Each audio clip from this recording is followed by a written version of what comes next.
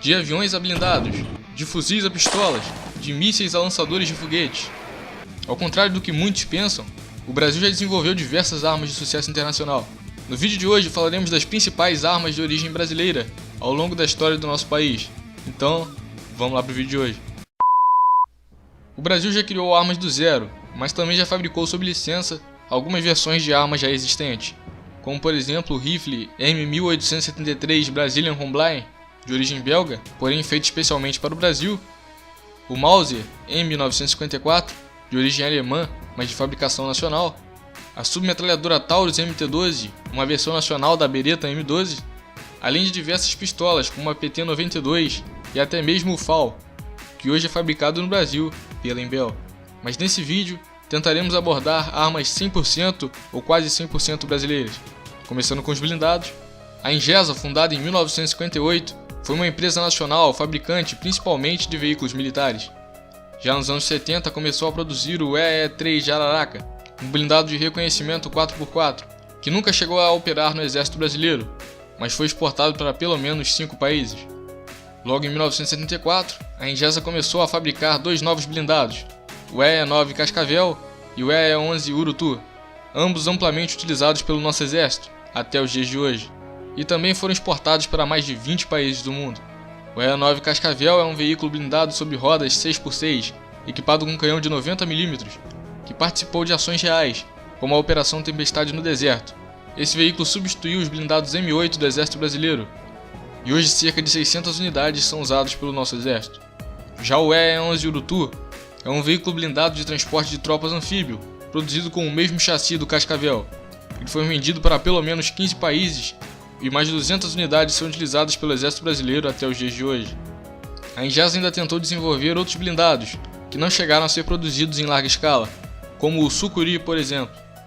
Entre 1982 e 1986, a Ingesa criou o carro de combate EE-T1 Osório, que podia vir equipado com um canhão de 120mm ou 105mm, e foi eleito o carro de combate mais moderno do mundo em 1986. É para o carro de combate Osório, o mais moderno existente no mundo. Mas que também não foi fabricado em série devido a alguns problemas. Ao passo que a Ingesa desenvolvia seus blindados, outras empresas nacionais também começaram a entrar nesse ramo. Foi o caso da Bernardini, que em 1984 desenvolveu o carro de combate MB3 Tamoio, feito para atender aos requisitos do Exército Brasileiro, mas que também não foi produzido em série. Apenas 3 protótipos foram construídos. A Bernardini também desenvolveu outros blindados, como o X1A2 Carcará, que foi baseado no M3 Stuart americano e esteve em serviço no Exército Brasileiro. A Motopeças SA, outra empresa que começou a projetar veículos para o Exército, desenvolveu o blindado de transporte Charrua. Ele era anfíbio e podia transportar até 9 combatentes, porém não chegou a entrar em serviço. Hoje em dia, com a idade avançada dos veículos da Ingesa, o Exército Brasileiro fez uma parceria com a empresa italiana Iveco para desenvolver uma nova família de blindados de transporte e reconhecimento, os blindados de Guarani. Apesar da Iveco ser italiana, o Guarani foi todo desenvolvido e fabricado no Brasil. Ele pode vir equipado com um canhão automático de 30mm e transportar até 11 militares. Atualmente, mais de 200 unidades já foram entregues ao Exército Brasileiro e são previstas mais 1.580 unidades até 2031. Há ainda os lançadores múltiplos de foguetes de origem nacional, os Astros. O mais conhecido é o Astros II, que foi criado na década de 80 pela empresa nacional Avibraz, e foi um sucesso de vendas, tendo participado de pelo menos 4 conflitos ao redor do mundo. Ele foi evoluído recentemente para o Astros 2020, com diversas melhorias. Há também outros sistemas Astros, como o Astros Hawk, por exemplo. E há ainda os veículos de transporte e reconhecimento leve, como o Agrale Marroá, e os veículos aerotransportados da Brigada Paraquedista, como o Gaúcho e o Chivung. Saindo da parte de meios terrestres e seguindo para as armas de fogo, fora as diversas armas feitas no país sob licença pela Imbel ou pela Taurus, há também algumas armas 100% brasileiras, que foram projetadas e fabricadas aqui. Começando com o Lapa FA-03, o fuzil Bullpup brasileiro desenvolvido na década de 70 pela empresa Lapa, que é a sigla para Laboratório de Pesquisa de Armamento Automático. Trata-se de um fuzil de assalto calibre 5.56, projetado para as Forças Armadas Brasileiras e para exportação. Porém, ele foi rejeitado tanto no Brasil como em outros países, e a sua produção não passou de 500 unidades. Seguindo para a Mecânica Uru, trata-se de uma submetralhadora calibre 9mm ou .38 ACP, que foi desenvolvida para o Exército e para forças policiais na década de 70. Ela foi aprovada nos testes militares e entrou em serviço no Exército Brasileiro em 1981. A partir da década de 80, começaram a ser produzidos a família de fuzis MD da Imbel. A partir desses fuzis, foi desenvolvido o Imbel IA-2, futuro fuzil padrão das Forças Armadas Brasileiras. O IA-2 possui duas versões, uma em calibre 5.56 e outra em calibre 7.62, que ainda está em fase de teste. Outro fuzil nacional é o Imbel AGL-C, um fuzil de precisão calibre .308, que é hoje o principal fuzil de precisão do Exército Brasileiro e de diversas unidades policiais do Brasil. Um outro armamento novo do Exército Brasileiro é o ALAC, a arma leve anti-carro, um canhão antitanque de 84mm, 100% brasileiro, produzido pelo Centro Tecnológico do Exército Brasileiro em parceria com a empresa GESP Aeronáutica. Ele está em serviço no Exército Brasileiro desde 2014. Há ainda o MSS 1.2, um míssil antitanque guiado a laser, calibre 130mm, desenvolvido pela empresa Mectron para as Forças Armadas Brasileiras. Há também algumas armas da Taurus, como a carabina CTT-40, calibre .40, muito utilizada por diversas unidades policiais do Brasil. Vale destacar também os morteiros nacionais, como o morteiro raiado M2, por exemplo. Seguindo para as aeronaves, começando com o Muniz M7, que foi a primeira aeronave produzida em série no Brasil. Trata-se de um avião de treinamento militar desenvolvido na década de 30, na qual 11 unidades foram utilizadas pela Força Aérea Brasileira. A empresa Neiva também desenvolveu diversas aeronaves de treinamento e transporte de carga para a Força Aérea Brasileira. Na década de 50, criou o Neiva P-56, que foi utilizado pela FAB até o ano de 1967. Dando continuação, a Neiva desenvolveu na década de 60 o Neiva Regente e o Neiva Universal.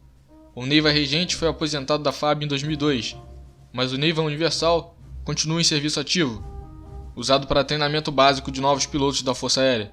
Esse avião, o Neiva Universal, também fez parte da Esquadrilha da Fumaça por 3 anos e foi exportado para 3 países diferentes, a Bolívia, o Chile e o Paraguai. Outra empresa que desenvolveu aeronaves de treinamento para a FAB foi a Aerotec, que também na década de 60 desenvolveu um avião de nome Aerotec T-23 Uirapuru. Esses aviões foram utilizados pela FAB antes de serem substituídos pelo Neiva Universal, e também foram vendidos para a Bolívia e para o Paraguai, onde continuam em serviço ativo até hoje. Depois disso surgiu a Embraer, fundada no final da década de 60. A Embraer é atualmente uma das maiores fabricantes de aviões do mundo e desenvolveu diversas aeronaves para a Força Aérea Brasileira e para exportação. Na década de 70 desenvolveu o C-95 Bandeirantes, utilizado para transporte de carga e de pessoal. Essa aeronave originou o P-95 Bandeirulha, o avião de patrulha marítima. Na década seguinte entraram em serviço o Embraer Brasília e o Embraer Xingu. Todos esses aviões continuam em serviço ativo na FAB, além de serem usados em diversos outros países do mundo, como a França e os Estados Unidos. Na década de 80, a Embraer criou um avião de ataque leve e treinamento 100% brasileiro, o T-27 Tucano. Esse avião foi um sucesso de vendas em todo o mundo e é utilizado pela Força Aérea Brasileira para treinamento intermediário de pilotos. No final da década de 90, surgiu um novo caça na Embraer, o A-29 Super Tucano. Muito mais moderno, ele foi exportado para diversos países do mundo e já participou de diversas operações reais. A Força Aérea Brasileira possui cerca de 99 unidades do Super Tucano, que são usados para treinamento avançado, vigilância de fronteiras, ataque ao solo, além de serem o atual avião da Esquadrilha da Fumaça. A Embraer ainda desenvolveu a família de aviões ERJ, que inclusive é utilizado pela Polícia Federal, além de ter produzido aviões radares de última geração, como o E-99. Tudo isso fora a participação no projeto do caça ítalo-brasileiro A1AIM-X e na atual participação do projeto do caça Gripen NG. Atualmente a Embraer está produzindo o KC-390, um cargueiro militar nacional que substituirá o C-130. O Brasil já criou também diversos VANTs, veículos aéreos não tripulados, como o VT-15 e o FT-100. Há também mísseis e bombas nacionais, como as bombas de fragmentação BLG-252, as bombas incendiárias BINC-200 e BINC-300, e ainda mísseis ar-ar, como os Mectron Piranha e o novo míssil anti-radiação brasileiro, Mar-1. Tudo isso além dos radares brasileiros que auxiliam na defesa aérea, como o Radar Saber M60.